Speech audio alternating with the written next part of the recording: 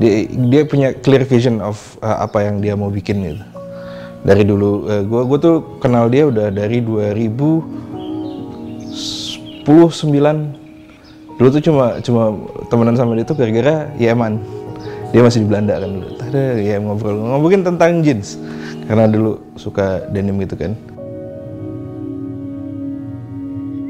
He has a clear vision of what he wants to make. Apa yang dia mau suguhkan ke masyarakat.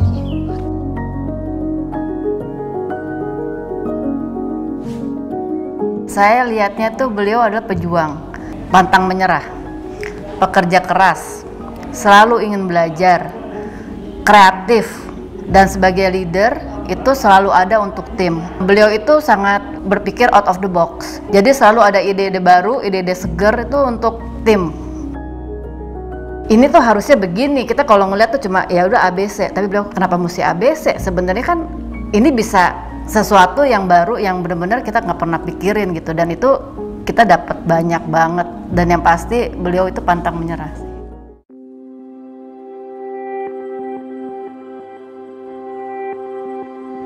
Yang bawa Pijak Bumi sampai ke Jepang, sampai ke Swiss itu bisa dibilang ya karena opportunity yang dia buat dengan network dan konsep yang dia buat selama ini.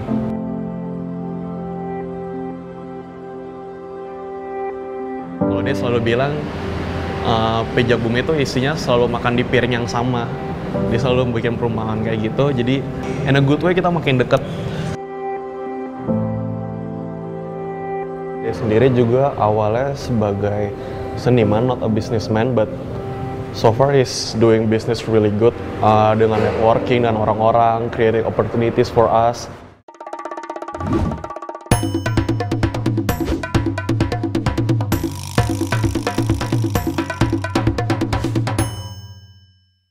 Bluesville terbentuknya mungkin itu tahun 2011, kita bikin itu di tahun 2011 tuh masa eksperimen aja, sampai di 2012 baru kita rilis produk. Jadi waktu itu gue balik dari Belanda untuk balik selamanya ke Indonesia, terus akhirnya gue mikir kita pengen bikin sesuatu yang emang hubungannya ada sejarah ke Indonesianya juga, ada hubungan historisnya lah, sesuatu yang ada hubungan historis dan ada value historis Indonesia, tapi bisa dijadiin sesuatu yang modern sama relevan. Akhirnya kita milih bikin Bluesville ini dengan value proses tradisional, terutama natural indigo dyeing gitu sih.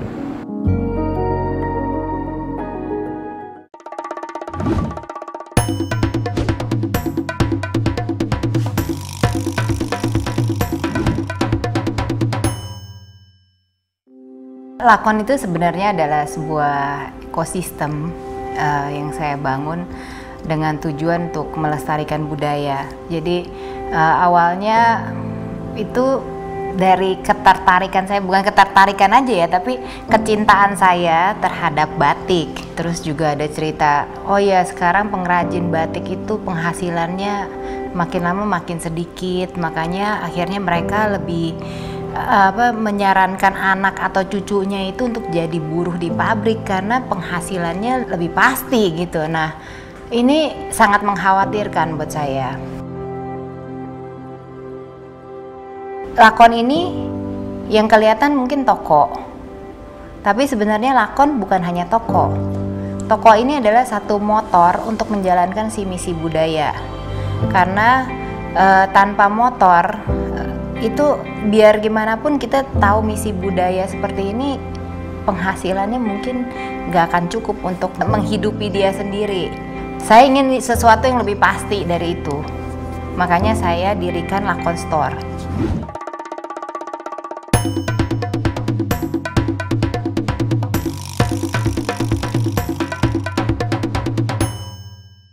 Jadi dengan pengalaman kumulatif tadi akhirnya berinisiat untuk membuat sebuah sepatu yang ramah lingkungan. Bahkan startnya adalah kita buat sepatu yang meminimalisasi penggunaan chemical, si sampah-sampah tadi kita minimal, dan akhirnya dari workshopnya pun kita buat se-clean mungkin.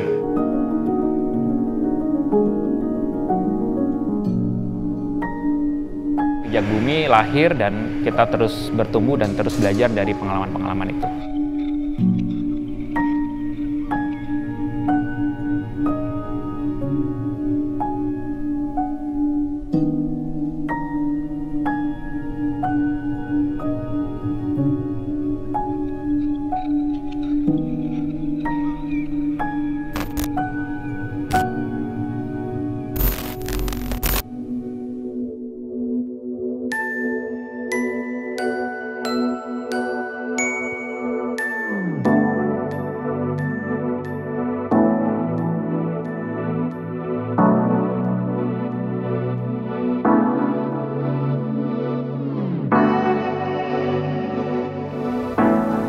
Halo Sari. Halo Pak Jo. Apa kabar? Apa kabar? Sehat-sehat. Salam sehat. Salam sehat. Sar, kita ini kan sekarang sudah 9 bulan ya hidup bersama COVID ya. Pastinya ini usaha-usaha kreatif termasuk usaha kreatif fashion terdampak ya kan. Nah, kira-kira tuh di landscape dari fashion industri sendiri itu seperti apa sih, Sar? Oke, yang saya lihat nih Pak ya, baik global maupun yang lokal. Kita ngomong global dulu ya. Global itu biasanya kan memang kalau di fashion itu kan setiap 3 bulan selalu ada koleksi terbaru kan. Mereka selalu bikin new collection. Nah, hal ini dengan COVID berubah semua. Supply chain susah mereka mulai dari hulu ke hilirnya ya. Awalnya terhambatlah dengan batasan lockdown dan semuanya. Itu memang benar-benar cukup menyulitkan yang global. Yang di Indonesia pun, yang saya ngobrol-ngobrol dengan brand-brand, mereka itu tidak bisa bikin fashion show lagi kan, yang live. Salah satunya contoh itu, kalau mau keluarkan koleksi terbaru, nggak bisa show. Jadi mereka bikin apa? Hybrid fashion show atau virtual. Awalnya secara mental cukup terpukul karena, aduh gimana gue bayar pengrajin ya kan, gimana gue bayar yang bagian konveksi, orang produksinya apa segala macam. Nah, hal-hal itu tuh yang bener-bener awal 3 bulan pertama tuh kayak semua tuh kayak drop, diem, dan yang nggak tahu mau ngapain. Tapi tuh nggak lama-lama sih kalau saya lihat, 3 bulan pertama aja. Nah, berarti memang kondisi ini sangat menantang sekali ya. Yep. Sangat menantang sekali. Nah, sekarang ini kita ada 3 brand nih, 3 brand yang akan kita ajak untuk berdialog supaya kita tahu ya, supaya kita tahu sebenarnya apa sih yang dihadapi oleh mereka. Jelas sih ngaruh sih kalau COVID-19 itu, karena kan yang kita tahu ketika di bulan Maret semuanya berhenti lah, istilahnya berhenti total, semua kerjaan, semua orang merasa ada sisi paniknya, nggak tahu mau ngapain kan sebenarnya. Terus jadinya ngaruh ke kitanya dalam arti langsung, ada yang secara nggak langsung ya. Secara nggak langsung mungkin dari mental juga kita nggak tahu nih harus ngapain ya kan, karena semuanya berubah gitu, kondisi orang berubah, sales juga, traffic berubah ya kan. Terus yang langsung sebagai contohnya kayak beberapa offline retailer juga pada tutup. Jadi kita mengalami lumayan lah penurunan sales yang lumayan, karena kita masih bergantung sekitar 50% sales itu offline ya kan. Saya memandangnya ini sebagai satu proses, satu bagian dari proses yang memberikan saya kesempatan untuk mungkin kesempatan untuk memperbaiki diri dalam banyak hal. Jadi ini adalah masa kita untuk benar-benar melakukan evaluasi secara menyeluruh. Karena di sini, di masa ini, waktu masa ini dimulai, kami baru menyadari bahwa banyak hal yang memang kami lalai melakukannya. Nah, dari situ kita baru bisa melihat itu dan melakukan perbaikan-perbaikan. Dengan dimulainya meeting secara virtual, saya juga menyadari bahwa ternyata selama ini saya kurang berinteraksi. Saya kurang mendapatkan kesempatan berinteraksi secara langsung dengan anak-anak. Semuanya, padahal menurut saya itu adalah satu hal yang penting, karena mereka harus mengenal saya, mengenal apa yang perusahaan inginkan. Nah, dari situ kami baru duduk bersama dengan direktur dan manajer, kami membuat catatan-catatan. Jadi di situ kami benar-benar bisa mengenal secara pribadi satu persatu. Dan kami juga mengenal mereka bukan hanya pribadinya, tapi dari sisi kerja kami tahu kelebihan dan kekurangannya masing-masing. Selama pandemi banyak sekali protokol yang harus disesuaikan sih Mas ya. Jadi memang tadinya itu Pijak Bumi bisa dibilang dari sisi supply chain kita sangat banyak sekali involve manusia di situ. Jadi semua prosesnya itu kita yang tadinya sangat amat konvensional, akhirnya selama pandemi kita dipaksa untuk muter otak gimana akhirnya perputaran supply chains ini jadi lebih otomatis. Jadi akhirnya sepatu pijak bumi yang tadinya harus lewat beberapa tahap, kita potong tahapnya. Jadi yang dari production langsung masuk ke warehouse kita, dan dari warehouse kita bisa langsung dikirim ke customer, itu sekarang udah otomatis.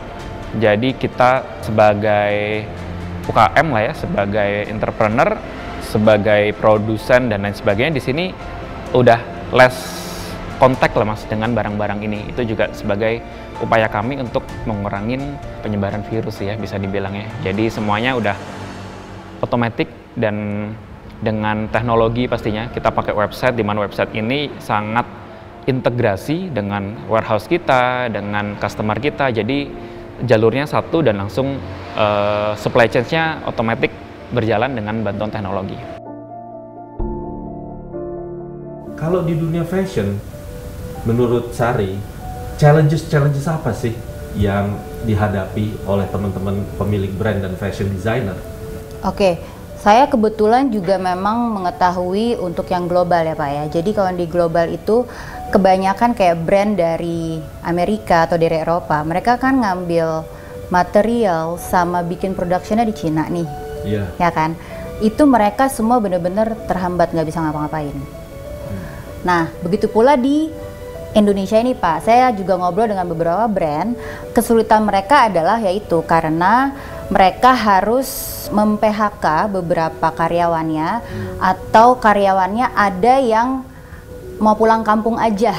Jadi ada yang mau pulang kampung dengan alasan saya mau berkebun aja deh sekarang gitu. Nah, mental-mental seperti itu kan yang nggak bisa teman-teman handle kan, karena pikir oh ya udahlah kalau emang mau berkebun susah dong mereka mau jadi penjahit lagi sekarang gitu loh.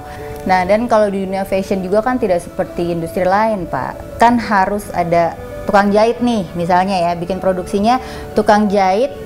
Kalau yang udah pulang ke Jawa nih, atau memang produksi di Jawa, kan kita terbatas dengan PSBB, lockdown itu, gimana cara kita kontrol?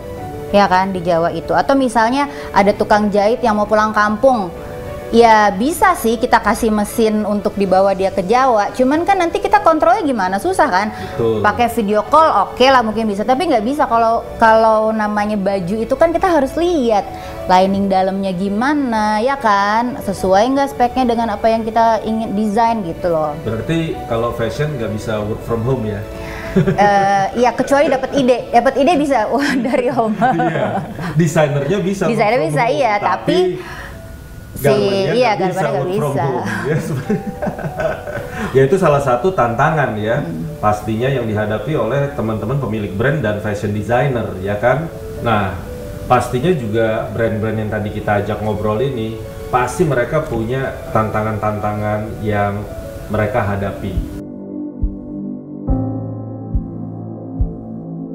Ada beberapa order yang tadinya kita bisa kirim di bulan Februari untuk ke luar negeri, wholesale di luar negeri itu akhirnya terlambat karena dari mereka pun juga dari produksi kita pun terlambat karena COVID. Terus habis itu juga dari mereka terlambat karena mereka menerimanya baru setelah COVID mulai berjalan sekitar 2-3 bulan. Jadi tadi mesti Februari kita kirim, baru bisa kita kirim di bulan Juni dengan pembayarannya yang mundur lagi ke belakang gitu kan. Ada positifnya juga ke kita. Dari mulai cara kerjanya berubah, kita bisa mencoba cara kerja yang lebih efektif sama efisien. Sebagai contoh, ternyata work from home aja itu bisa membuat sesuatu hal jadi lebih efektif gitu, lebih efisien kadang-kadang ya, dibandingin work from office. Kayak kita bisa lebih kreatif dalam bikin produk, lebih nyari tahu lagi sebenarnya pasar tuh sekarang maunya apa gitu, dan ya bisa lebih beradaptasi sih terhadap perubahan pasar. Karena yang kayak kemarin itu nggak ada yang menduga kan COVID tuh ternyata bisa segitunya gitu, ngubah semuanya yang berjalan sebelumnya gitu kan. Ya kayak nggak yang panik, aduh gimana nih ya, gue harus gimana, tapi kayak oke, kita harus gini.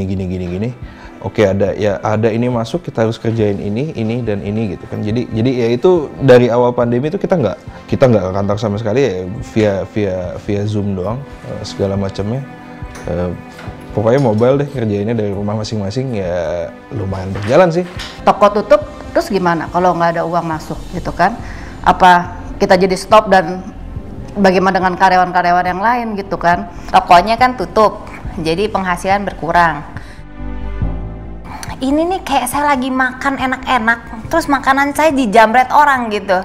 Rasanya seperti itu. Jadi benar-benar kehilangannya ada. Terus kaget kan pasti, terus bingung habis itu mau ngapain nih gitu. Ya untungnya nggak lama-lama ya.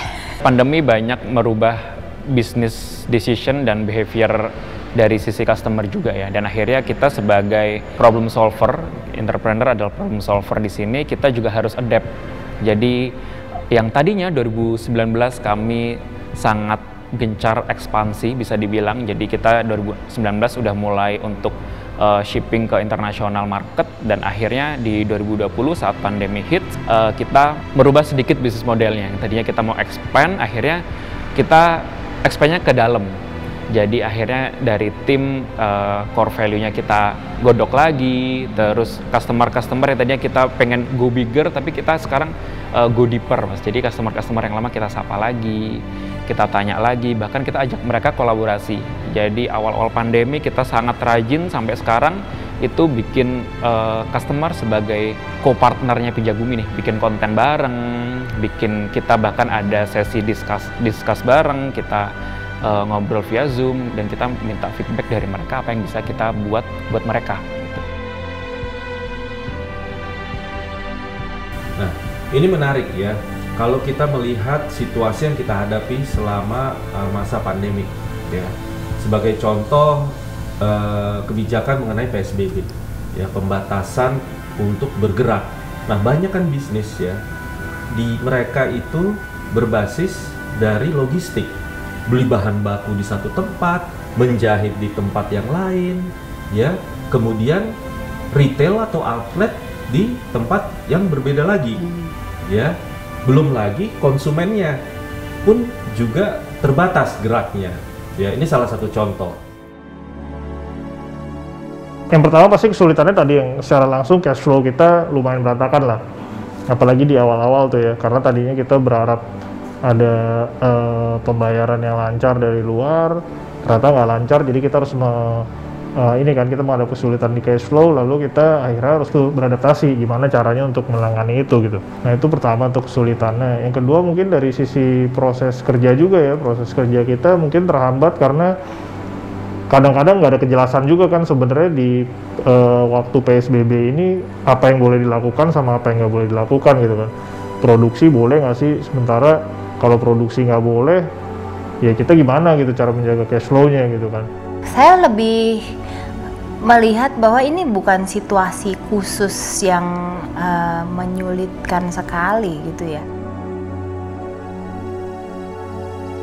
Dampak pandemi ke pekerja itu kerasa banget, Mas. Jadi begitu awal pandemi banyak vendor atau pabrik-pabrik supplier kami yang harus tutup seminggu, 2 minggu, dan akhirnya produksi ada kesempatan untuk idle juga, harus delay juga karena pemasok material nggak ada gitu. Dan akhirnya kita mau nggak mau, akhirnya kita juga harus meliburkan diri waktu itu kurang lebih 2 minggu. Dan yang cukup kerasa itu adalah kita harus shipping ke Jepang. Jujur sih, akhirnya kita email pihak Jepangnya, kita ngobrol sama mereka kalau kondisinya seperti ini dan kita nggak bisa deliver di tanggal yang udah disepakatin, bisa nggak ya kita cari jalan tengahnya seperti apa. Dan akhirnya beruntungnya mereka ngerti, dan mereka juga ini global, maksudnya semua orang ngerasain, dan akhirnya dengan negosiasi semuanya bisa berjalan dengan lancar. Nih Sat, bayangin ya, kalau misalnya kreativitas ya, industri kreatif, mesinnya itu perlu bensin, ya Kak. Bensinnya itu adalah inovasi, ya nggak sih? Nah, artinya inovasi itu harus terus ada supaya mesin kreatif ini terus berjalan. Nah, kalau di industri fashion, ya, itu inovasi-inovasi selama masa pandemik ini apa terus berjalan ya? Kalau iya, kira-kira apa aja ya, Sar? Saat ini nih Pak ya, saatnya merenung brand-brand itu merintrospeksi apa sih yang udah gue lakukan selama ini, misalnya let's say 5 tahun, 10 tahun gitu loh.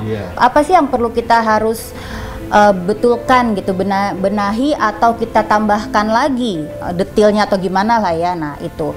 Terus inovasi juga ya, inovasi saya juga melihat bahwa saatnya mungkin brand-brand ini mereview lagi pemilihan material kalau ngobrol inovasi.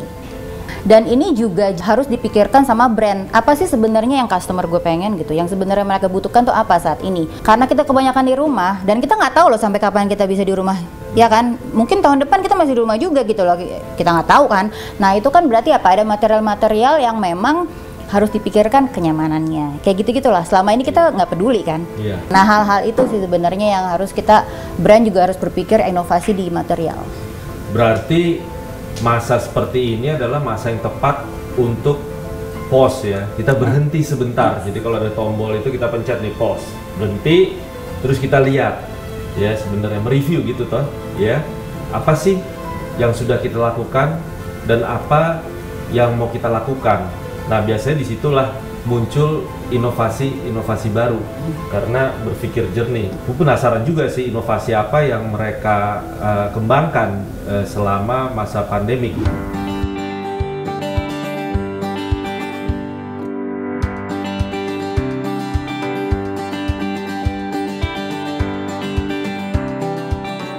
Sebenarnya kalau inovasi untuk dari misalnya kita ngomongin tadi perpindahan dari offline ke online gitu ya. Sebenarnya kita emang porsinya tuh udah 50% online.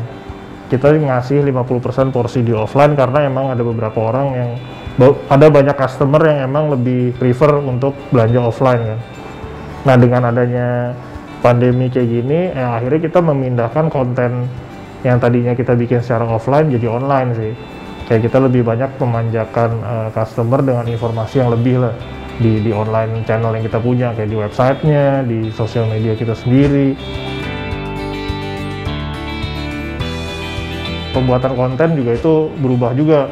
Yang kita lakukan beberapa kali ada yang emang semuanya korespondensinya secara online gitu, kayak beberapa kali kita bikin konten yang melibatkan orang kegiatannya di rumah sehari-hari apa gitu dengan style mereka masing-masing gitu. Dan ada juga kayak misalnya lookbook yang kita bikin itu tadinya kan sebenarnya butuh photoshoot di luar, sekarang kita pindahin itu semuanya ke dalam rumah semua, atau bahkan ada semua yang lookbooknya itu kita lakuin semuanya berdasarkan image processing aja gitu, nggak butuh orang, nggak butuh fotografer segala macem. Itu sih sebenarnya yang lebih kayak gitu sih kalau inovasinya. Kami cukup beruntung, kami punya yang namanya database customer. Jadi dari situ kami bisa merubah si tenaga penjualan yang tadinya mereka berjualan secara offline di toko, mereka bisa langsung belajar untuk berjualan secara online. Nah, kami punya program yang namanya personal assistant. Jadi mereka bisa langsung berinteraksi dengan customer kami secara online melalui database, dan kebetulan juga kami waktu itu juga sudah memulai web online kami, jadi ya dilakukan banyak hal untuk peningkatan di web online juga. Nah untuk mendukung si personal assistant tadi, kami juga membuat satu sistem katalog digital.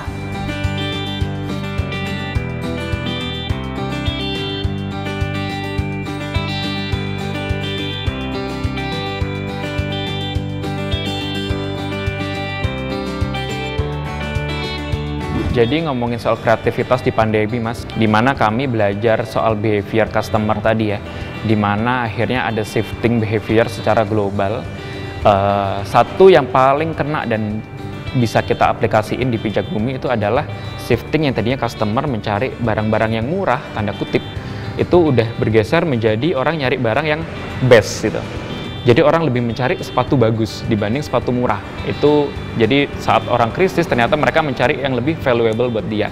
Bukan hanya soal ekonomi value-nya, tapi mencari yang deeper than that ya. Jadi dimensinya itu udah makin panjang, dan akhirnya makin sadar nih bahwa Pijak Bumi ngomongin sustainability dari awal, bahwa behavior customer saat belanja, ngomongin soal mindfulness segala macam jadi relate gitu.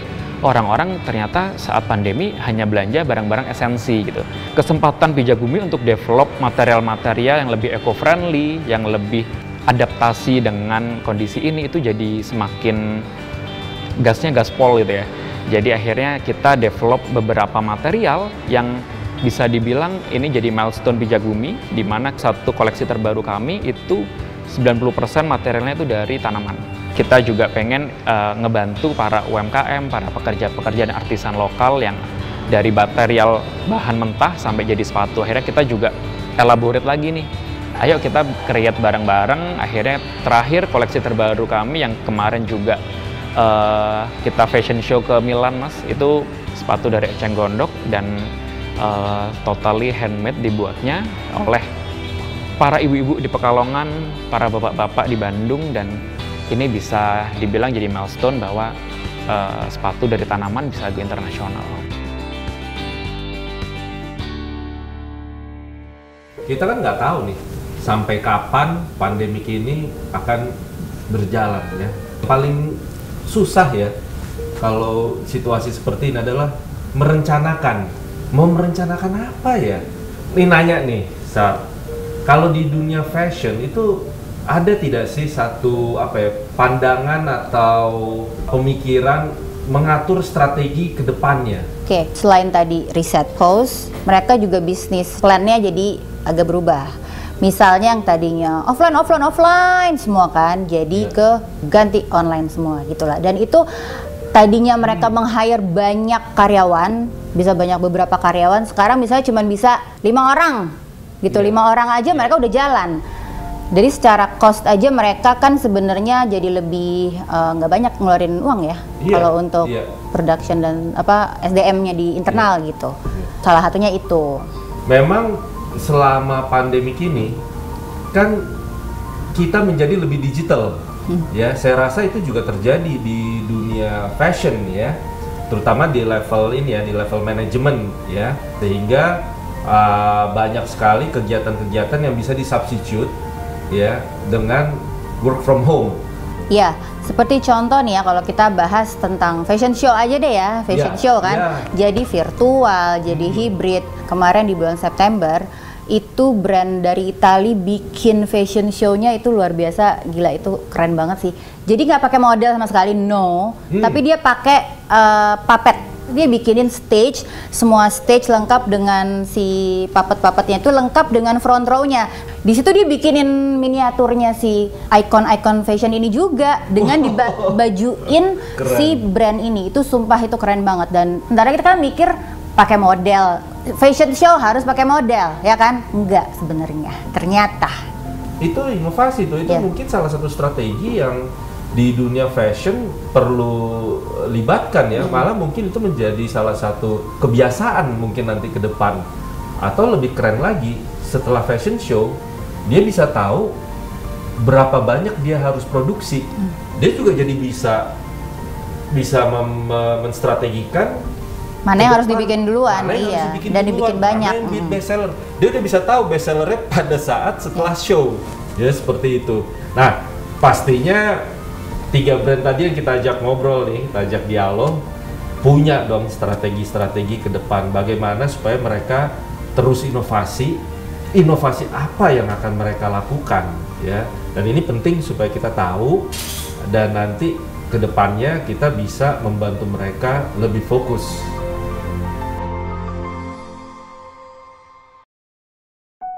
Strateginya mungkin yang udah lebih kita jalanin juga sebelumnya dan bisa kita naikin lagi itu melakukan personalisasi sih untuk produk kita kepada customer. Personalisasi itu dalam bentuk apa? Orang mungkin sekarang kan males nih ya kita nyobain baju ke offline store gitu ya, apalagi nyobain gitu nih baju kita nggak tahu dia udah dipakai sama siapa gitu kan. Personalisasi yang bisa kita lakukan adalah kalian tuh bisa ngirim baju ke kita dulu, baju yang biasa mereka pakai, terus kita ukur ulang, kita bikin baju blue seal sesuai ukuran yang biasa kalian pakai gitu. Dan itu sebenarnya udah kita lakuin jauh-jauh hari sebelum pandemi ini. Jadi anggapannya nih mereka nggak usah fitting lagi, mereka udah tahu kalau nanti bajunya jadi sesuai sama fitting baju yang mereka punya sebelumnya. kayak gitu. Udah jelas itu baju yang sesuai ukuran yang mereka mau pakai, kita ngikutin itu, ya pas mereka terima pasti itu udah pas banget di dia gitu. Kecuali tiba-tiba dalam dua minggu dia membesar gitu. Batik kan awalnya siapa sih yang ngerjain batik modern batik gitu kan? Traditional method with a modern twist kan tadinya belum ada sih, atau emang nggak kedengeran aja ya? Ada juga tapi dia sih yang pertama kali mau ngebikin itu untuk menswear gitu. Saya benar-benar bisa merasakan satu hal yang penting di dalam satu perusahaan itu adalah kultur. Dan bagaimana kita bisa membangun satu kebersamaan sebagai satu keluarga sehingga kami bisa saling menguatkan di waktu-waktu sulit seperti ini. Sehingga kami benar-benar bisa selalu bersemangat setiap hari bekerja dan memberikan kontribusi, itu yang paling penting. Jadi perusahaan ini saya rasa memang kami bisa bertahan karena kami punya rasa itu. Kreativitas yang dilakukan Lakon pasti nomor satu dari sisi penjualan. Jadi kami mulai berpikir untuk memiliki satu sistem penjualan yang berbeda dari yang biasanya. Solusi yang kami jalankan adalah penjualan online. Terus juga kreativitas yang lain ya pakaianku.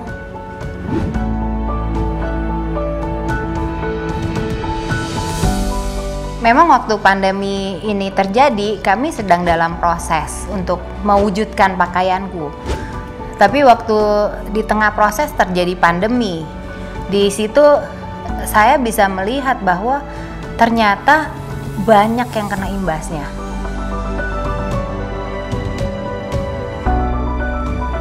Saya mulai berpikir, gimana supaya ini bisa memberi manfaat lebih banyak lagi. Dan kolaborasi itu adalah satu pilihan yang baik menurut saya. Makanya akhirnya pakaianku itu menjadi satu kolaborasi bersama dari banyak orang. Saya rasa mungkin kita perlu saling membantu dalam kolaborasi ya. Memberikan sumbangan, karena saya bilang tadi, masing-masing pasti punya kelebihannya yang saya nggak punya. Itu akan menjadi satu kesatuan yang sempurna. Kerjaannya ada-ada aja gitu. Kami sepakat sih Mas di tim Pijak Bumi bahwa kita tidak boleh menunggu terlalu lama ya, karena pandemi tidak bisa terpredik ya, dan akhirnya yang kita lakukan adalah ya ini saatnya kita hidup berdampingan dengan virus sebenarnya. Jadi yang Pijak Bumi lakuin adalah kita terus innovate produk dan inovasi dari sisi bisnisnya juga ya, gimana marketingnya, gimana cara storytelling dan lain sebagainya, supply chain segala macam, yang akhirnya kita nggak cuma bikin produk yang dijual sebanyak-banyaknya, tapi kita bikin produk yang lebih meaningful. Jadi dengan sesuatu produk yang meaningful ini, orang-orang akan punya message bahwa ya alam kita emang sedang tidak baik-baik saja gitu, dan mungkin dengan merubah sedikit pola hidup kita, dengan cara yang Pijak Bumi lakuin adalah dengan cara berpakaian kita yang lebih bertanggung jawab terhadap alam, dan itu bisa jadi efek domino lah buat kita akhirnya punya gaya hidup lifestyle yang sehat, dan akhirnya ya pandemi suatu saat nanti pasti akan selesai, tapi kita nggak tahu kapan, dan saat itu bounce back, ekonomi juga bounce back, kita udah siap. Kalau bisnis yang emang udah berjalan, mungkin yang mereka butuhkan adalah kepastian aja, kepastian dalam bentuk kebijakan sih. Kebijakannya jangan membingungkan para pelaku industri gitu. Kayak misalnya hari ini nggak boleh ini, tiba-tiba ada di kasus-kasus lain ternyata boleh gitu. Terus penegakan yang nggak tegas juga, itu sebenarnya yang harus diperhatiin sih sama pemerintah, biar pelaku industri juga merasa nyaman gitu. Maksudnya kalau misalnya emang nggak boleh produksi gitu ya udah, itu harus ada solusinya juga kan, apa nih solusinya gitu. Nah kebijakan kayak gitu sih sebenarnya yang lebih lebih ngaruh lah untuk bisnis-bisnis yang udah berjalan, supaya mereka bisa memikirkan apa yang harus dilakuin selanjutnya. Karena kalau nggak ada kejelasan dari pemerintah kan kita juga nggak tahu sih apa nih selanjutnya yang harus kita lakuin gitu loh. Kalau masalah bantuan sih udah pasti lah pemerintah ada bantuan, dan itu menurut kita sih lumayan membantu, apalagi untuk yang skalanya lebih kecil gitu kan. Mungkin kalau untuk yang skala lebih besar udah lebih berjalan, ya itu sih bantuannya lebih ke kebijakan yang lebih oke, kebijakan yang lebih jelas aja sih untuk menguntungkan buat UMKM terutama. Saya terus terang mengharapkan ada satu arahan dari pemerintah, terutama dari sisi UMKM, apa yang ingin dilakukan secara rencana jangka panjang, sehingga kami bisa berbuat sesuatu juga sejalan dengan itu. Dan tentu saja kalau dilihat dari pagelaran pakaianku kemarin, kami sangat mengharapkan dukungan yang terus ke depannya, karena saya rasa kalau kita lihat pakaianku ini bisa mempresentasikan sesuatu ke pasar, dan itu yang diperlukan oleh pengrajin sebenarnya. Dengan tereksposnya produk mereka ke pasar, itu akan mendorong sisi ekonomi mereka juga. Dengan dukungan dari kementerian untuk hal ini akan benar-benar bisa mendorong ekonomi mereka supaya bisa terus berjalan ke depannya. Berat ini. Kita pun belum memberikan impact yang besar buat pemerintah dan buat orang-orang gitu ya. Jadi kami tidak berharap juga untuk minta macam-macam sebenarnya. Cuma yang mungkin bisa sesuai dengan pengalaman Pijak Bumi ya. Kita itu kadang-kadang memang Pijak Bumi udah mulai ekspor, Pijak Bumi udah punya challenge-nya, dan itu harus kita punya wadah gimana sih kita nanya ini kemana gitu. Dan nanti dari tanya kemana itu kita bisa diarahin ke siapa, dan hal-hal itu sebenarnya yang kita kadang-kadang bingung sendiri gitu. Jadi beruntung sih ya kayak Pijak Bumi, kita ada beberapa rekan yang memang kerja di pemerintahan, kita bisa nanya ke mereka. Nah, cuma teman-teman yang itu kadang-kadang kayak ini ada masalah gini, dan masalah sebenarnya umum gitu, cuma mereka nggak tahu harus nanya ke siapa. Jadi mungkin ada wadah atau sebuah platform di mana akhirnya para pengrajin-pengrajin lokal yang memang punya inovatif produk, punya nilai jual yang bisa nggak cuma di Indonesia tapi mungkin di luar, ini dibuat sebuah wadah yang memang dedikasi gitu. Karena Pijak Bumi bisa dibilang kita membuka pintu, kita cukup yang pertama sekarang untuk bisa tap ke international market dengan standar yang sebenarnya orang-orang dan para pengrajin lokal di Indonesia pun bisa melakukan hal yang sama gitu. Kolaborasi lah ya antara pemerintahnya, nanti programnya harus seperti apa, dan kita dibimbing nih bahwa oke, tren tahun depan, tren 2 tahun lagi, atau negara tahun depan itu negara A butuh barang ini, kenapa kita nggak provide ini, padahal di Indonesia kaya akan ini. Dan akhirnya jadi apa ya, benang merahnya tuh industrinya kebentuk gitu. Semua lini kena dampaknya, dan kita ekonominya bisa lebih cepat sih.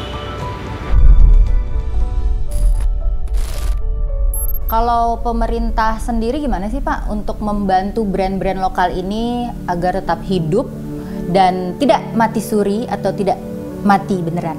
Memang sudah seharusnya ya pemerintah itu mengambil peran ya.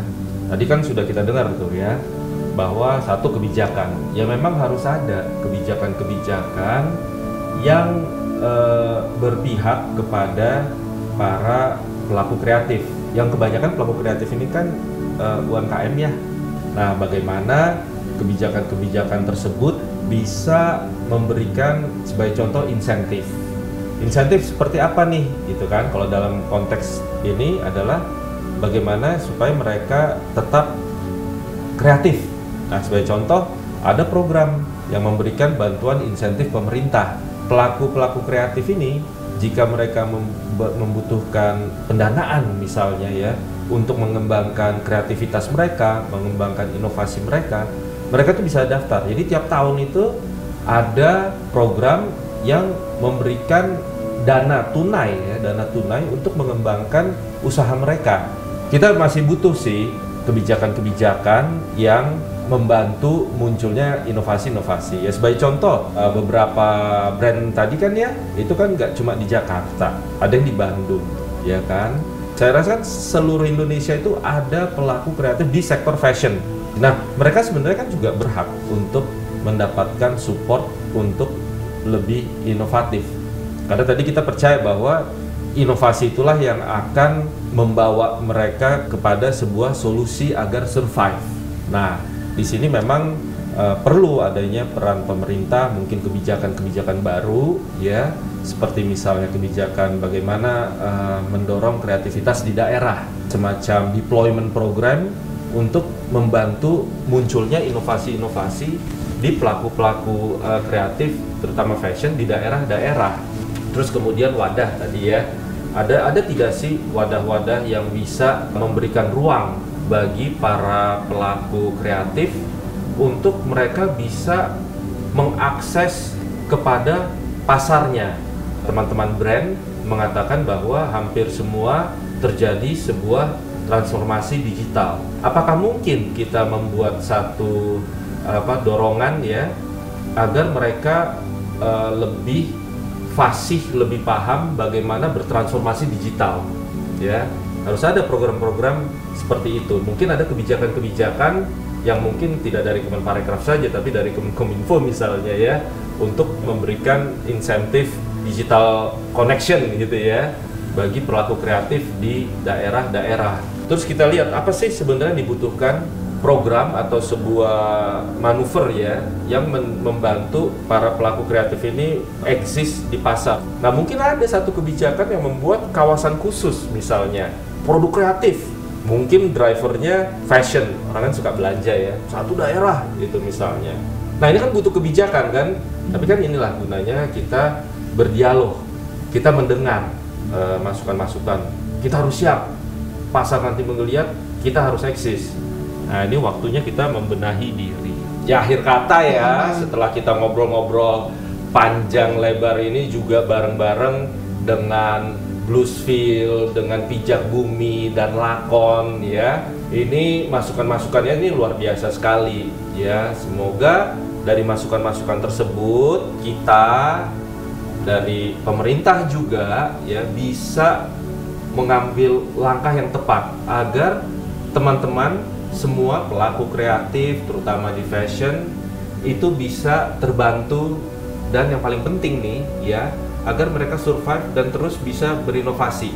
Nah, disinilah memang peran pemerintah juga mendapatkan tantangan. Kami percaya ya, dengan kerjasama, komunikasi yang baik, kita bisa membantu para pelaku kreatif untuk terus bertumbuh dan survive melewati masa pandemi ini.